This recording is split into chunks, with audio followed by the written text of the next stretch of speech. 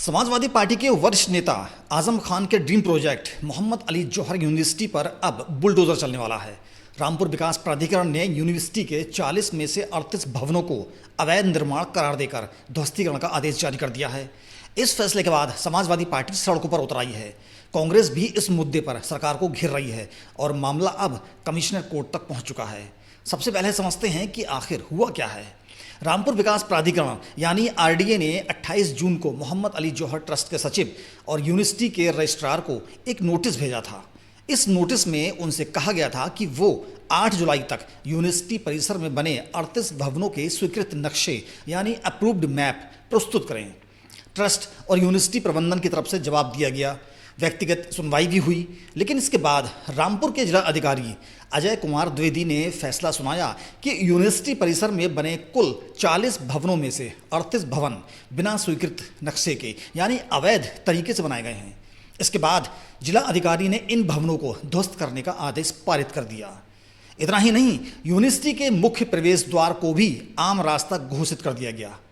प्रशासन ने संस्थान को 15 दिन के भीतर खुद ही अवैध निर्माण हटाने के लिए कहा है। अगर ऐसा नहीं होता तो प्राधिकरण नियमानुसार खुद कार्रवाई करेगा, यानी बुलडोजर चलाकर इन भवनों को गिरा देगा। असल में दोस्तों, मोहम्मद अली जौहर यूनिवर्सिटी इसकी नींव 2006 में रखी गई थी और इसका औपचारिक उद्घाटन 2012 में हुआ। यह यूनिवर्सिटी रामपुर के सिंगनखेड़ा गांव में बनी है और इसे समाजवादी पार्टी के वरिष्ठ नेता मोहम्मद आजम खान का ड्रीम प्रोजेक्ट माना जाता है। आजम खान इस यूनिवर्सिटी के चांसलर भी हैं। ये यूनिवर्सिटी शुरुआत से ही किसी न किसी विवाद में घिरी रही। इसके खिलाफ ज़मीन आवंटन में गड़बड़ी, लीज नियमों के कथित उल्लंघन, वक्फ संपत्ति पर कब्जे के आरोप और अवैध निर्माण की अनुमतियों को लेकर भी पहले भी सवाल उठ रहे हैं। योगी आदित्यनाथ सरकार बनने के बाद से ही इस यूनिवर्सिटी और आजम खान से जुड़ी कई संपत्तियों की जांच होती रही। आजम खान खुद भी अलग अलग मामलों में लंबे समय तक जेल में रहे। यहाँ एक दिलचस्प बात यह भी है कि यूनिवर्सिटी प्रबंधन का कहना है कि यूजीसी यानी यूनिवर्सिटी ग्रांट्स कमीशन ने जो 32 अवैध विश्वविद्यालयों की सूची जारी की थी, उसमें जौहर यूनिवर्सिटी का नाम शामिल नहीं है। यानी यूनिवर्सिटी की मान्यता को लेकर कोई विवाद नहीं है। विवाद सिर्फ परिसर के अंदर बने कुछ भवनों के निर्माण की वैधता को लेकर है। अब सवाल ये है कि जब प्रशासन कह रहा है कि निर्माण अवैध हैं, तो समाजवादी पार्टी विरोध क्यों कर रही है? इसे समझने के लिए हमें सपा के तर्कों को देखना होगा। सपा नेता आसिम खान का कहना है कि जिस गांव सिंगनखेड़ा में यूनिवर्सिटी के भवन बने हैं, वहां निर्माण उन्हीं निगमों के तहत हुआ जो उस समय गांव या ग्राम पंचायत क्षेत्र में लागू थे। उनका तर्क है कि अगर वो नियम बाद में सरकार के मानकों के हिसाब से अधूरे माने जाते हैं, तो सिर्फ इन 38 भवनों को ही नहीं बल्कि उसी गांव में उन्हीं नियमों के तहत बनी हजारों दूसरी इमारतों को भी अवैध माना जाना चाहिए। यानी सपा का आरोप है कि यूनिवर्सिटी को चुन चुनकर निशाना बनाया जा रहा है। पार्टी अध्यक्ष अखिलेश यादव ने सोशल मीडिया पर इस मुद्दे को उठाते हुए कहा कि भाजपा को शिक्षा में भी सांप्रदायिकता नजर आती है और शिक्षक व शिक्षार्थियों को निशाना बनाया जा रहा है। उन्होंने ये भी सवाल उठाया कि भाजपा अपने राजनीतिक साथियों के अवैध भवनों पर कार्रवाई कब करेगी। सपा ने ये मुद्दा सिर्फ बयानबाजी तक सीमित नहीं रखा, बल्कि पूरे प्रदेश में विरोध प्रदर्शन भी किए। नेता प्रतिपक्ष माता प्रसाद पांडे के नेतृत्व में 45 संसदीय प्रतिनिधिमंडल रामपुर के जिला अधिकारी कार्यालय पहुंचा और कार्रवाई पर रोक लगाने की मांग करते हुए ज्ञापन सौंपा। इसके अलावा अयोध्या और सिद्धार्थनगर सहित प्रदेश के कई जिलों में सपा कार्यकर्ताओं ने प्रदर्शन किए और राज्यपाल के नाम ज्ञापन सौंपे।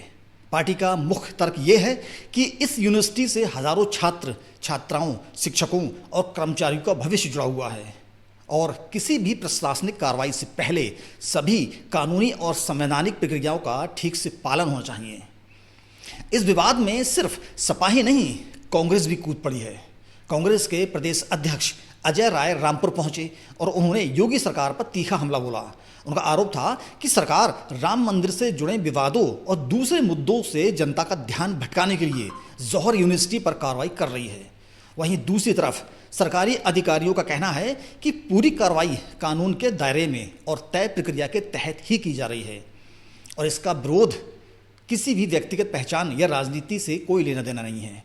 जिला अधिकारी के ध्वस्तीकरण आदेश के खिलाफ यूनिवर्सिटी प्रबंधन चुप नहीं बैठा। प्रबंधन ने इस आदेश को चुनौती देते हुए मुरादाबाद कमिश्नर कोर्ट में अपील दायर की है।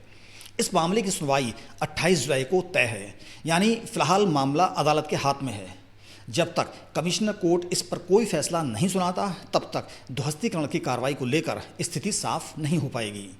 यूनिवर्सिटी प्रबंधन को उम्मीद है कि कोर्ट में उन्हें राहत मिल सकती है, जबकि प्रशासन का कहना है कि उनकी कार्रवाई पूरी तरह वैधानिक प्रक्रिया के तहत हुई है। अब आते हैं उस सवाल पर जो सबसे ज़्यादा पूछा जा रहा है, क्या पूरी जौहर यूनिवर्सिटी ज़मींदोज़ कर दी जाएगी? इसका जवाब है फिलहाल ऐसा नहीं है और मौजूदा आदेश में ऐसा नहीं लिखा है। प्रशासन के आदेश के मुताबिक यूनिवर्सिटी परिसर में कुल 40 भवन बने हुए हैं, जिनमें से 38 भवनों को अवैध निर्माण माना गया है। यानी पूरा परिसर नहीं, बल्कि परिसर के भीतर बने विशिष्ट भवन इस आदेश के दायरे में हैं। साथ ही मुख्य प्रवेश द्वार को आम रास्ता घोषित कर दिया गया है। लेकिन यहाँ ध्यान देने वाली बात यह है कि 40 में से 38 भवन एक बहुत बड़ी संख्या है, यानी लगभग पूरा परिसर ही इस आदेश की जद में आता है। सिर्फ 2 भवन इससे बाहर हैं। यही वजह है कि सपा और यूनिवर्सिटी प्रबंधन इसे यूनिवर्सिटी को तबाह करने जैसी कार्रवाई बता रहे हैं, जबकि प्रशासन इसे सिर्फ अवैध निर्माण के खिलाफ नियम अनुसार की गई कार्रवाई बता रहा है। चूँकि मामला अभी कमिश्नर कोर्ट में है, इसलिए तत्काल किसी भवन को गिराए जाने की संभावना कम है। असली तस्वीर 28 जुलाई की सुनवाई के बाद ही साफ हो पाएगी। अब आते हैं इस रिपोर्ट के सबसे अहम हिस्से पर। इस पूरे प्रकरण से भाजपा को सियासी तौर पर क्या हासिल हो सकता है?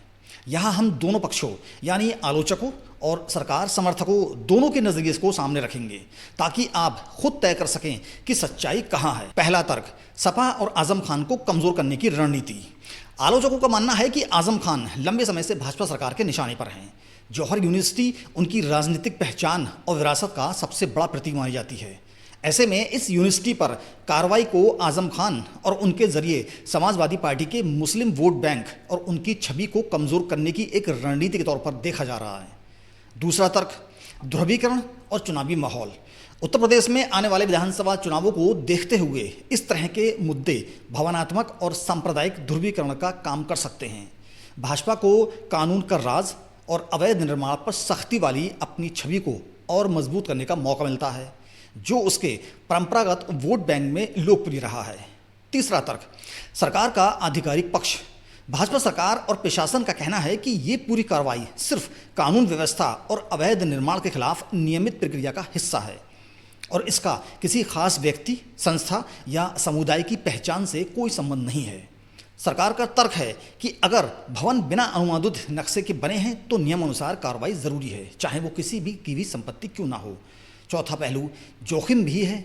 ये भी ध्यान देने वाली बात है कि इस तरह की कार्रवाई भाजपा के लिए राजनीतिक तौर पर जोखिम भरी भी साबित हो सकती है। अगर जनता को ये लगता है कि हज़ारों छात्रों की शिक्षा को प्रभावित करते हुए एक शिक्षण संस्थान को निशाना बनाया जा रहा है, तो इसका उल्टा असर भी हो सकता है और विपक्ष को शिक्षा विरोधी सरकार के नैरेटिव को मजबूत करने का मौका मिल सकता है, जैसा कि अखिलेश यादव और कांग्रेस पहले ही करने की कोशिश कर रहे हैं और दिल्ली के जंतर मंतर पर सीजेपी के प्रोटेस्ट के रूप में पूरे देश में है। कुल मिलाकर इस मुद्दे को शुद्ध रूप से कानूनी मामला मानना जितना अधूरा है, उतना ही इसे शुद्ध रूप से राजनीतिक साजिश करार देना भी। असली तस्वीर इन दोनों पहलुओं के बीच कहीं है और यही वजह है कि ये मामला अब सिर्फ रामपुर तक सीमित न रहकर पूरे उत्तर प्रदेश की सियासत का केंद्र बिंदु बन गया है।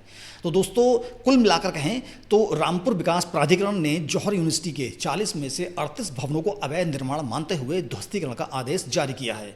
समाजवादी पार्टी और कांग्रेस इसे राजनीतिक बदले की कार्रवाई बता रही हैं, जबकि सरकार इसे कानून सम्मत प्रक्रिया बता रही है। यूनिवर्सिटी प्रबंधन ने इस आदेश के खिलाफ कमिश्नर कोर्ट में अपील की है, जिसकी सुनवाई 28 जुलाई को होनी है। फिलहाल पूरी यूनिवर्सिटी को गिराए जाने का कोई आदेश नहीं है, लेकिन 38 भवनों का मामला यूनिवर्सिटी के भविष्य के लिए बेहद अहम है। आने वाले दिनों में अदालत का फैसला ही तय करेगा कि इस विवाद की असली दिशा क्या होगी। हम इस मामले पर लगातार नज़र बनाए रखेंगे और जैसे ही कोई नई जानकारी सामने आएगी, आपको सबसे पहले अपडेट करेंगे। अगर आपको ये रिपोर्ट पसंद आई हो तो इसे लाइक करें, शेयर करें और चैनल को सब्सक्राइब करना ना भूलें। मिलते हैं अगली रिपोर्ट में, तब तक के लिए अपना ख्याल रखिएगा। जय हिंद।